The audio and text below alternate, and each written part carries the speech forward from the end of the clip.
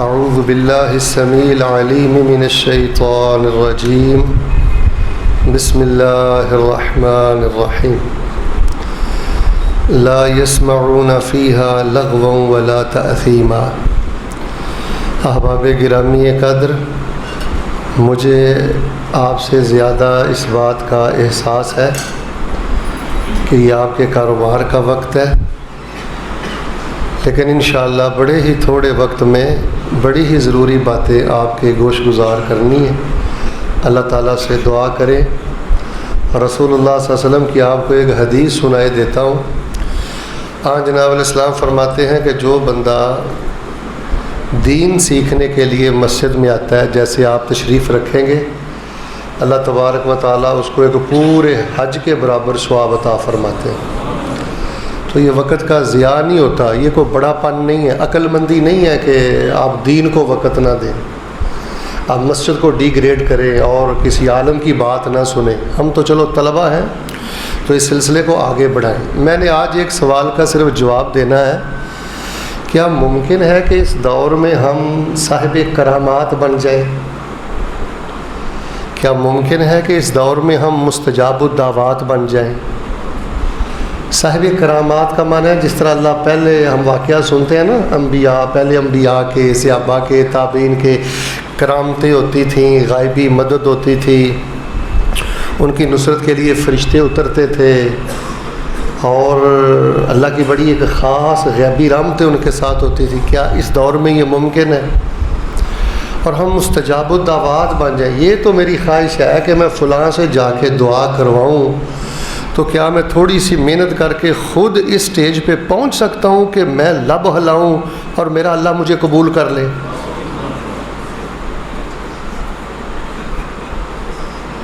اچھا، یہ جتنے آپ بھائی بیٹھے ہیں، آپ کے لیے یہ دونوں اعزاز حاصل کرنے بہت آسان ہے، اس کی وجہ کہ آپ کے عقیدے میں گند نہیں۔ جس کے عقیدے میں شرک ہوتا ہے نا جی، وہ صاحب کرامات نہیں ہوتا، وہ مستجاب الدعوات نہیں ہوتا، اس کی قوت شامہ فراست بڑی کمزور ہوتی ہے۔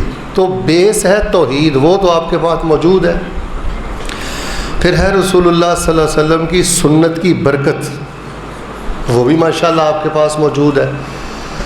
تو میں یہ سمجھتا ہوں کہ صاحب کرامات بننے کے لیے اور مستجاب الدعوات بننے کے لیے جو بیسز ہیں نا، عقیدہ توحید و سنت، وہ ماشاءاللہ دونوں آپ کے پاس موجود ہے۔ آپ تھوڑی سی توجہ بس کر لیں۔ اچھا، میری بات کو مائنڈ نہ کریں، ہم کئی کاموں میں کوشش ہی نہیں کرتے، یعنی شاید کہ میں نے کبھی نہیں کوشش کی کہ انشاءاللہ میں نے دنیا میں صاحب کرامات بن کے جینا ہے، میں نے اللہ کی غیبی قدرت دیکھنی ہے، غیبی رحمت دیکھنی ہے، جو خاص بندوں کو اللہ تعالیٰ نوازتا ہے نا، اس لیول پہ جا کے میں نے زندگی گزارنی۔ ہم کوشش نہیں کرتے، دعا نہیں کرتے، بس اٹھے، کھایا، کمایا، 2 سنی 4 سنائی، رات کو سو گئے، نہیں بھائی۔ تو آئیے، عقیدہ توحید و سنت کے بعد جو بندہ آپ جیسا نمازی ہے، انشاءاللہ دیندار ہے، اگر وہ اپنی زندگی سے 2 چیزیں نکال دینا جی، اللہ تبارک و تعالیٰ اس کو صاحب کرامات بھی بنا دیتا ہے، مستجاب الدعوات بھی بنا دیتا ہے۔ اللہ پاک اس کو دنیا میں اپنی جنت کی خوشبو کی پہلی قسط عطا فرما دیتے ہیں۔ یہ جو میرے جوان بیٹے بیٹھے ہوئے ہیں نا، بیٹا ادھر دیکھو، آپ کی زندگی کا ایشو یہ سیلری نہیں۔ بیٹے، کس بیوقوف نے آپ کو کہا ہے کہ 50,000 سیلری ہوگی تو بڑا سکون ہوگا؟ میں 50 لاکھ لینے والے فیصل آباد میں آپ کو دکھلاتا ہوں، اللہ کی قسم روتے ہیں دن رات۔ کس نے کہا ہے کہ یورپ عرب کنٹریز کا ویزا ہوگا تو بیٹے تب سکون ہوگا؟ ایک کٹیا میں رہو، لیکن اپنی زندگی سے یہ 2 چیزیں نکال دو، آپ فرشتوں کو اترتا دیکھو گے، جنت کی خوشبوئیں محسوس کرو گے، اور آپ کا جینے کو دل کرے گا، آپ کو زندگی کی قدر و قیمت کا پتہ چلے گا۔ تو آئیے جی، بڑے ہی اختصار سے، آپ سوچ نہیں سکتے کہ آج کا درس کتنا مختصر ہے۔ ما قل و دل، سب سے پہلی بات، اپنی زندگی سے خفیہ گناہ نکال دیں۔ یہ نہ کوئی منطق ہے، نہ کوئی فلسفہ ہے، نہ کوئی بڑی پیچیدہ بات ہے، موٹی سی بات ہے، پوشیدہ گناہ، اپنی زندگی کے خفیہ گناہ اپنی زندگی سے نکال دیں، جنت کی خوشبو آئے گی، اللہ صاحب کرامات بنا کر اللہ مستجاب الدعوات بنا دے گا۔ یہ جو خفیہ گناہ ہے نا، پوشیدہ گناہ، یہ بندے کا ستیہ ناز کرتے ہیں۔ تو سارے بھائی جی ماشاءاللہ مل کے ارادہ کریں، ایک دفعہ بول کے، جتنے بھائی ماشاءاللہ بیٹھے ہیں، مسجد بھری ہوئی ہے، ایک دفعہ ذرا مل کے بولیں ہم نے اپنی زندگی سے کیا نکالنا ہے۔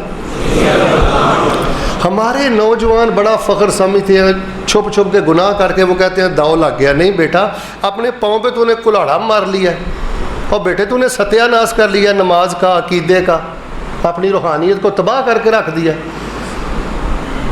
خفیہ گناہ نہیں کرنے۔ خفیہ گناہ مثال کے طور پہ غلط طریقے سے خفیہ حرام نہیں کھانا، فراڈ کر کے، جال سازی کر کے، کسی کا حق دبا کے، غلے سے چوری کر کے، دکان سے کچھ اٹھا کے۔ اگر بیٹے آپ نے یہ سمجھ لیا ہے نا کہ اس طرح میں آگے بڑھ جاؤں گا، بیٹے یہ بربادی ہے دونوں جہانوں کی۔ اعلیٰ درجے کے دیانتدار بنو، حق والوں کو حق واپس کر دو۔ لب بعد میں حرکت کریں گے، اللہ تبارک و تعالیٰ نکلنے والی آرزویں پہلے قبول فرما لے گا۔ ہمارا روگ ہے بددیانتی، ہمیں خفیہ حرام لگا ہوا ہے۔ بچیں یہ رشوت سے، یہ جو تھانہ ہے سامنے، یہ عدالتیں ہیں، ان کے لیے بہت زیادہ دعا کریں۔ یہ تو پلتے ہی حرام پر ہیں۔ ایک رشوت کے بغیر آپ ایک قدم نہیں تھانے میں اٹھا سکتے، عدالت میں اٹھا سکتے، اور ان کے بارے میں کوئی بات کرنے والا نہیں ہے۔ اللہ کی قسم ممبر و محراب پہ ان کا کوئی نام لینے والا نہیں ہے۔ یہ ہے ہمارے ملک کی بربادی۔ تو جس بندے کو خفیہ حرام لگ جائے جی، مائنڈ نہ کرنا، یہ ٹکرے ہی ہیں پھر سارا کچھ۔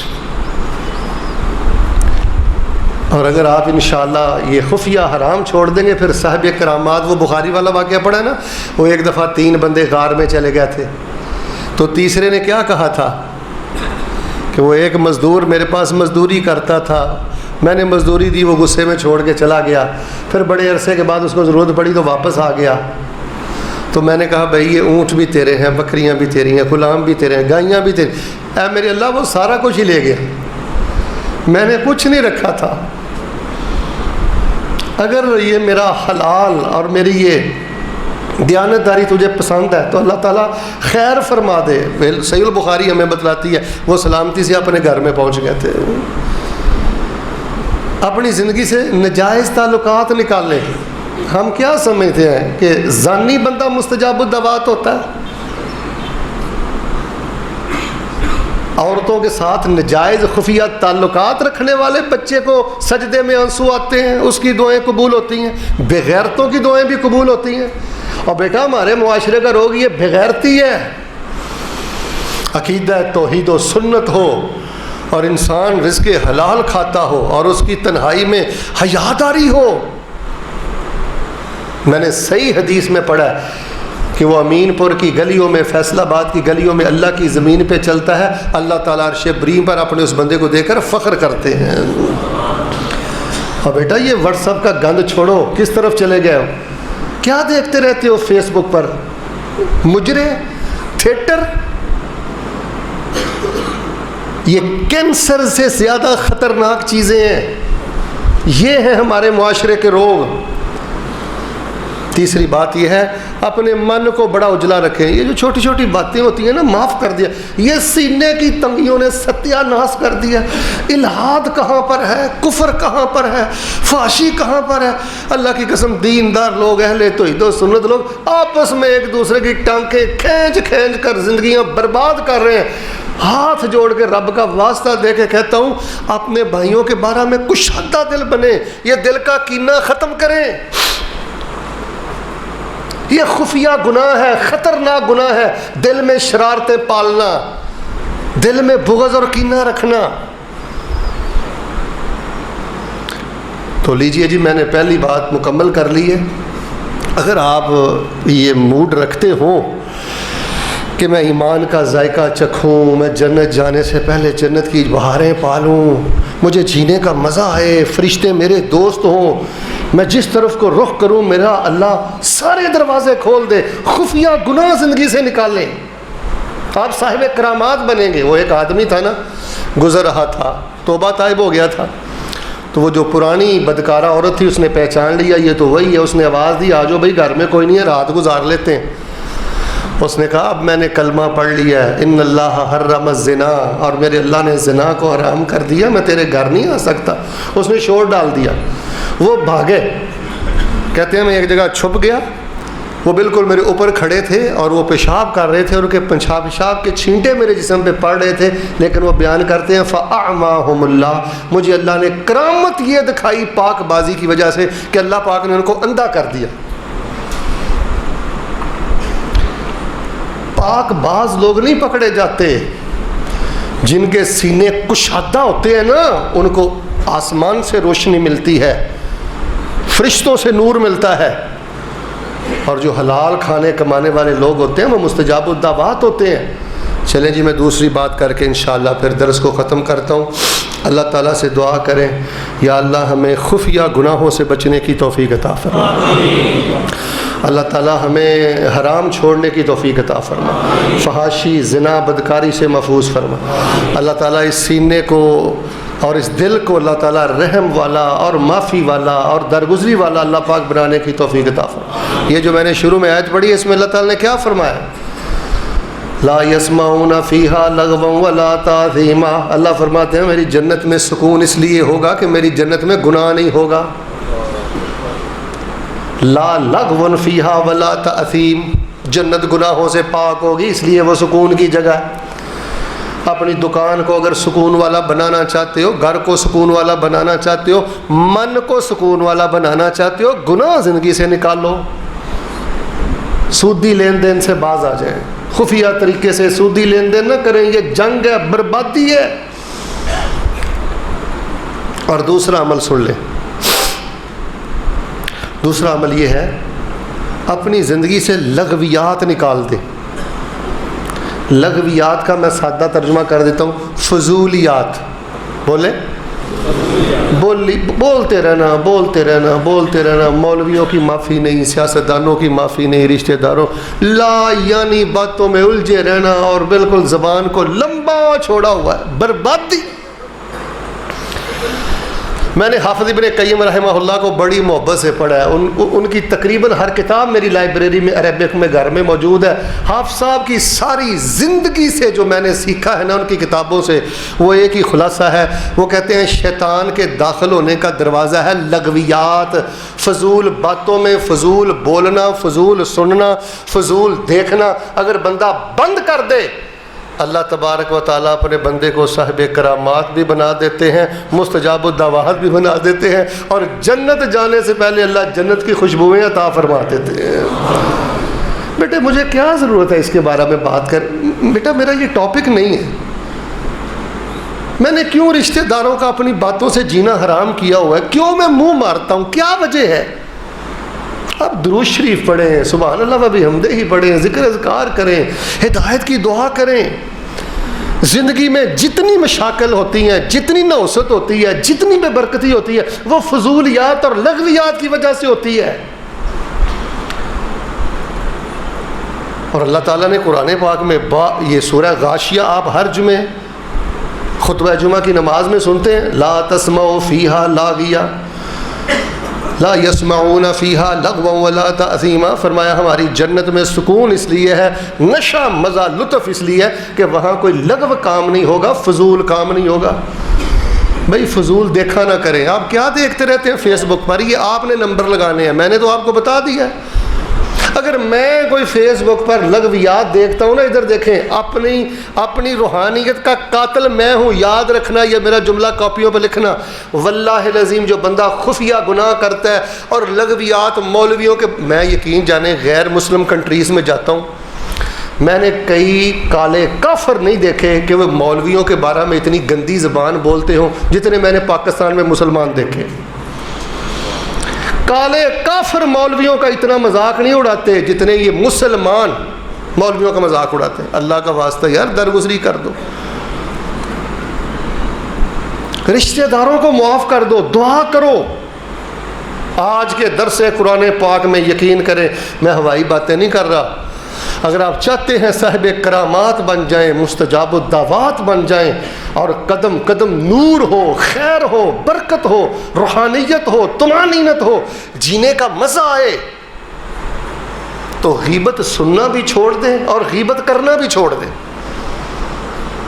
زندگی کی سب سے بڑی نوست ہے یہ لچر بکنے والا تیرا دوست اور تیرا چغل خور دوست۔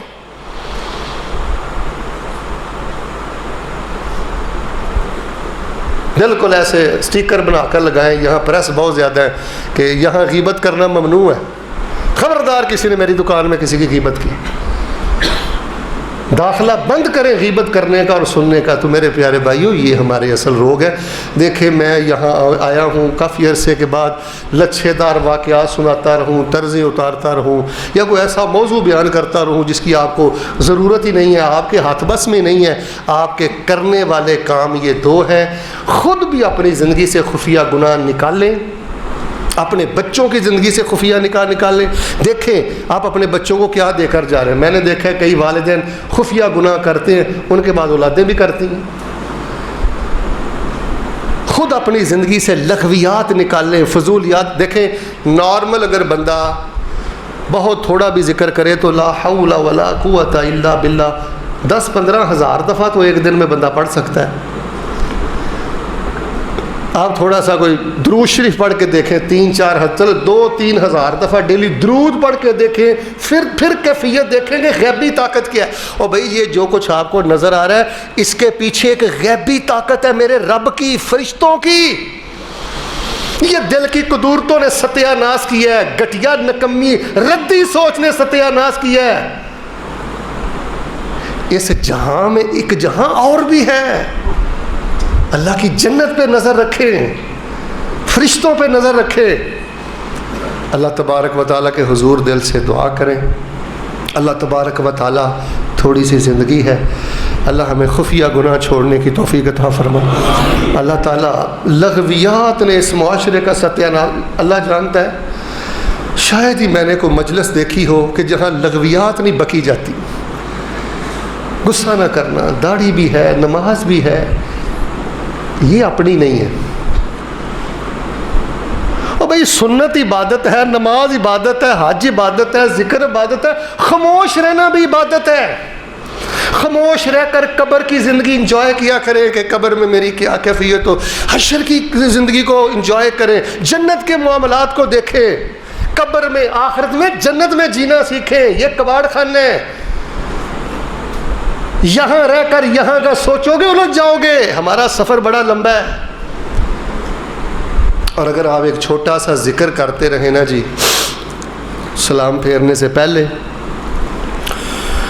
سنتوں، نفلوں اور نماز تہجد، وتر اور اشراق کے سجدوں میں اگر آپ یہ دعا پڑھیں تو اللہ تعالیٰ اس کی آپ کو بڑی برکت دے گا۔ یہ نبی پاک صلی اللہ علیہ وسلم ہر جمعے میں پڑھتے تھے اور ہر خطبے میں پڑھتے تھے۔ یہ جو ٹکڑا ہے نا پہلا، یہ بہت زیادہ پڑھا کرو۔ اب میں ترجمہ سنا کر درس ختم کرنے لگا ہوں، یہ وظیفہ سن لو۔ نحمدہ ونستعینہ ونستغفرہ ونعوذ باللہ من شرور انفسنا ومن سیئات اعمالنا من یہدہ اللہ فلا مضل لہ ومن يضلل فلا هادي له أشهد أن لا إله إلا الله وحده لا شريك له وأشهد أن محمدا عبده۔ ترجمہ کیا ہے؟ ترجمہ سنو۔ نحمده ونستعینه، یا اللہ ہم تیری ہی تعریفیں کرتے ہیں، تیرے در کے منگتے ہیں، تجھ سے ہی مدد مانگتے ہیں۔ ونستغفرہ، اللہ تجھ سے ہی معافیاں مانگتے ہیں۔ ونعوذ باللہ من شرور انفسنا، اللہ نفس کی شرارتوں سے تیری پناہ میں آتے ہیں۔ ومن سیئات اعمالنا، جو خفیہ گناہ کر لیے، جو لغویات ہم نے بک لی، اللہ کہیں اس کی نوست میں نہ پھنس جائے۔ اللہ برے اعمال کی برائی سے، خفیہ گناہوں کے برے اثرات سے تیری پناہ میں آتے ہیں۔ اللہ جسے تو ہدایت دے دے اسے کوئی گمراہ نہیں کر سکتا، اللہ جسے تو گمراہ کر دے اسے کوئی ہدایت نہیں دے سکتا۔ میں گواہی دیتا ہوں تو ہی میرا سب کچھ ہے، تیرے سوا ہے ہی کچھ نہیں۔ محمد صلی اللہ علیہ وسلم تیرے بندے اور رسول ہیں۔ تو یہ جو ہے نا جی جملہ، یہ آپ اپنے حضرت قاری صاحب سے بھی لکھوا لیں کوئی پریس کا ساتھی بھی اگر کمپوز کر کے کل یہاں لائے تو عصر کے بعد تقسیم کر دے. یہ مسنون خطبہ ہے. یہ وہ خطبہ ہے, اتنی طاقت ہے اس وظیفے میں. ایک کافر آیا تھا نبی پاک کا علاج کرنے, نبی پاک نے یہ بول پڑھ کے سنائے, اللہ کی قسم یہ بول سن کر وہ کافر مسلمان ہو گئے.